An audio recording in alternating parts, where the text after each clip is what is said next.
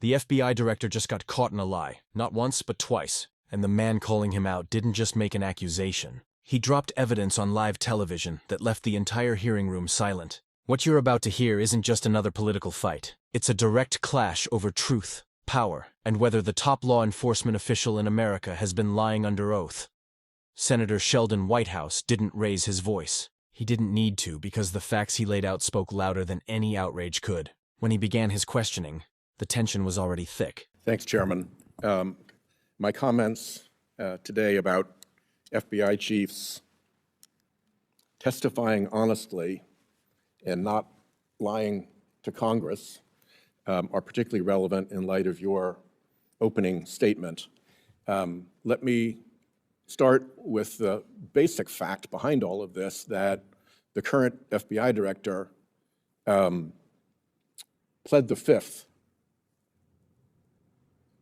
in the matter where he ended up providing grand jury testimony. We've never had an FBI director come through this committee who had pled the fifth before.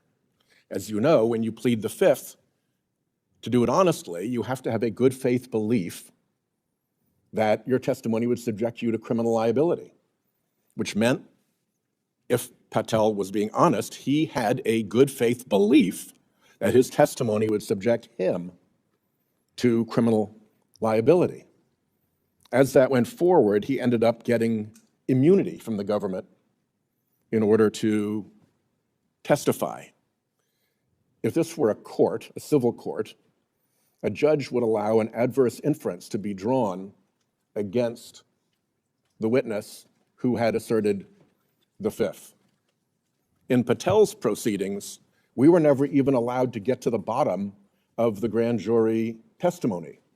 Why he pled the fifth, what he said, all of that was papered over as he went through this committee to confirmation. So for obvious reasons, I pursued that question, just as you would, Chairman, if the shoe were on the other foot. And I believe that Patel lied to us in the committee. He said that he couldn't share his grand jury testimony, and I'm quoting him here, because there's a court order on that case. He said, he said again, I can't go into court orders granted by the DC District Chief Judge. And then when I pressed him further, he challenged me saying, you want me to violate a court order? He then went on to say to Senator Booker that his grand jury testimony has been sealed by the Department of Justice, and I'm not allowed to discuss it here. Well, as it turns out, none of that was true. All of that was false. And we know that because the DC District Chief Judge, who he mentioned in his false statement to this committee, said, and I'm quoting the judge, July 2025, Federal Rule of Criminal Procedure 6E allows witnesses like Patel to divulge the contents of their testimony, meaning that nothing was preventing him from doing so before the committee, unquote. So it sure looks like he lied about that. So in his recent testimony, I asked him again. And now he offered the committee a new and different lie, which is that he had released the transcript already. He said, first of all, I'd love my grand jury testimony to be released. I want it made public. And then he said, I wanted the transcript released, and I will get it to you, sir, to me. I wanted the transcript released, and I will get you the transcript.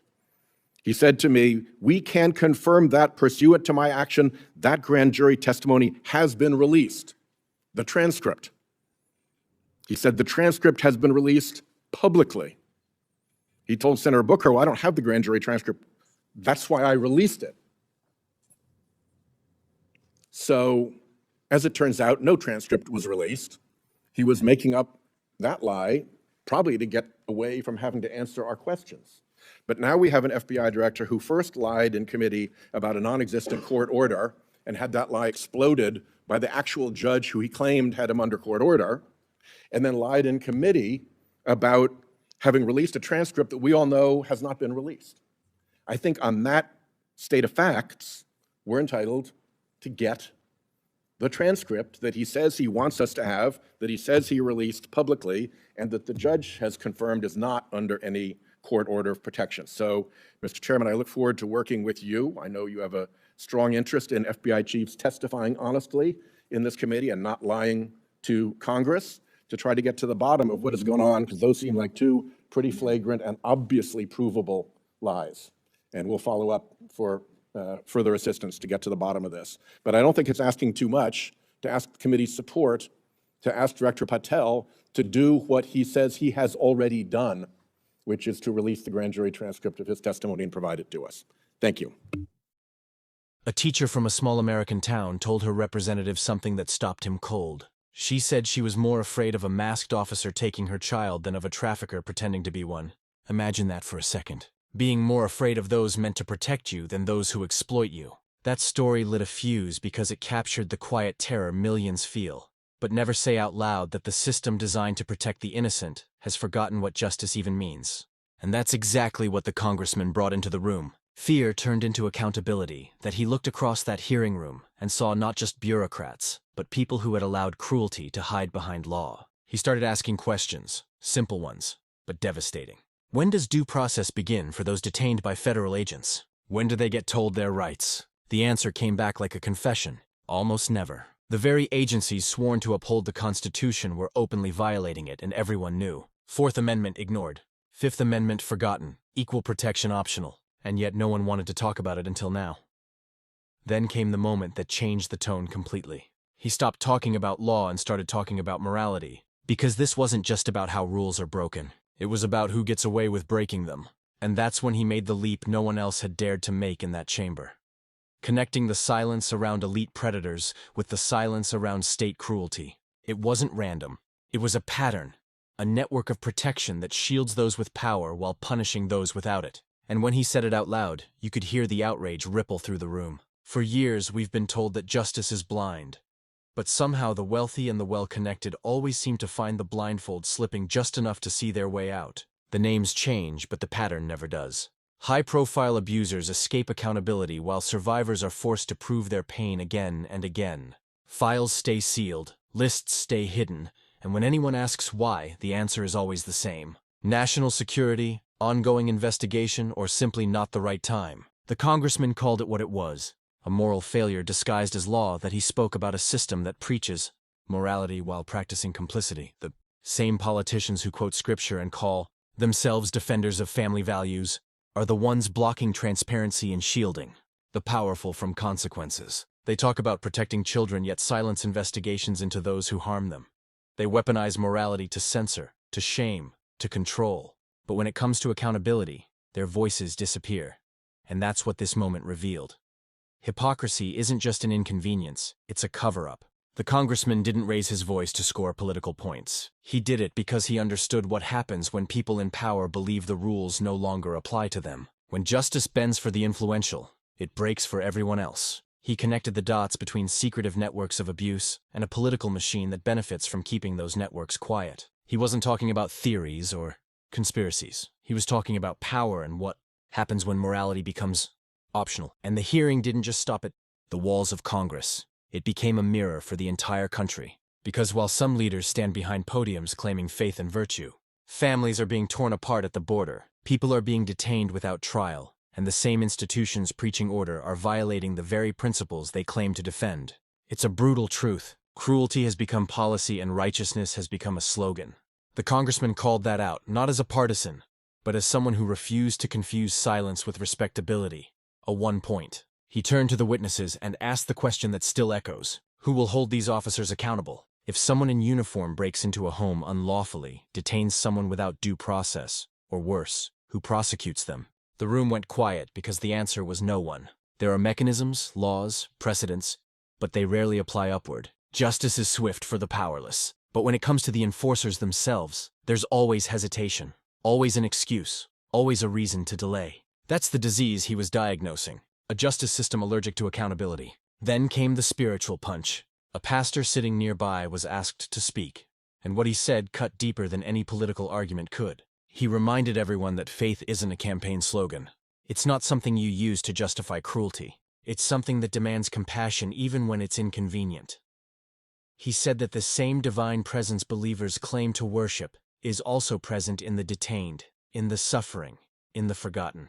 And if that's true, then turning away from them isn't just political cowardice, it's moral betrayal. The pastor's words landed like a sermon in a courtroom.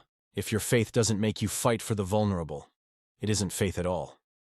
The congressman nodded, because in that moment, the hearing stopped being about policy and started being about conscience. It wasn't a left or right issue anymore. It was right versus wrong. The line between those who protect the truth and those who bury it had never been clearer. You could feel it in the silence that followed, an uncomfortable stillness that happens when the truth hits too close to home. He went on to talk about patterns, the kind no one wants to name. The same leaders who claim to defend justice are often the ones standing between the public and the truth. The same officials who rail against lawlessness are the ones rewriting the laws to protect themselves. It's a cycle of moral decay wrapped in patriotic language. And it's been happening long enough that most people have stopped noticing until someone like him forces them to look again that he connected the scandals, the secret files, the unpunished crimes, the misuse of power, and made it clear that they're all symptoms of one disease. The belief that accountability ends where influence begins. That's the poison at the heart of so many institutions. Whether it's corporate boardrooms, political offices, or law enforcement agencies, power protects itself. It builds walls of procedure and secrecy to keep the public from asking too many questions. And the result? Justice becomes a privilege, not a right. By the time he finished, the room wasn't loud. It was heavy. Because deep down, everyone knew he was right. This wasn't just about one investigation or one scandal. It was about an entire moral infrastructure built on selective accountability. A structure where those who expose corruption are punished faster than those who commit it. Where faith is performed on camera but abandoned in practice. Where law and order means obedience for some and immunity for others. He called it what it is, moral rot. And yet there was hope in what he said because acknowledging the truth is the first step toward changing it. He wasn't just accusing. He was reminding everyone that silence isn't neutral. When you choose not to speak, you've already taken a side. Every official who defends corruption while preaching morality has made their choice. Every voter who looks away has made theirs too. The hearing became less about one man's anger and more about collective responsibility. Because if accountability only applies when it's convenient, then it doesn't exist at all. The pastor closed with something that silenced even the loudest critics. He said, "When the federal government turns on its own people, who will protect us?" It wasn't a rhetorical question. It was a warning because the moment ordinary citizens start fearing those meant to guard them, the social contract is broken. The system doesn't collapse all at once. It erodes slowly through justifications and compromises until injustice feels normal. That's the danger we're living in now. A slow normalization of cruelty disguised as policy. The congressman's words stayed with people because they weren't about scandal. They were about humanity. He was saying that justice without equality is just privilege with a badge. And if the law isn't applied the same way to everyone, then it's not law. It's hierarchy. It's power protecting itself while pretending to protect you. And maybe that's the most dangerous illusion of all, that he ended his remarks not with anger, but with exhaustion. The kind that comes from watching history repeat itself. We've seen this pattern before. Powerful men protected, victims silenced, systems excused. Every generation promises it'll be different, but it never is. Unless people demand that it be. That was the unspoken challenge in his words. This wasn't a rant. It was a dare to everyone watching. How much longer will you accept this? And that's what made it so unforgettable. Because for once, someone inside the system didn't speak the language of politics. He spoke the language of conscience. He named what others avoided, connected what others separated, and in doing so stripped away the excuses that keep people comfortable. His voice didn't just criticize, it convicted to be why the end. The hearing wasn't about laws or amendments. It was about whether we still believe in justice when it's inconvenient. Whether we can call ourselves a moral nation if morality stops at the door of power. Whether we can look at the victims of trafficking, of detention, of exploitation, and still claim we're on the side of the righteous. It's easy to quote values. It's harder to live them when they threaten your allies, your donors, your own comfort. The silence that followed wasn't emptiness. It was realization.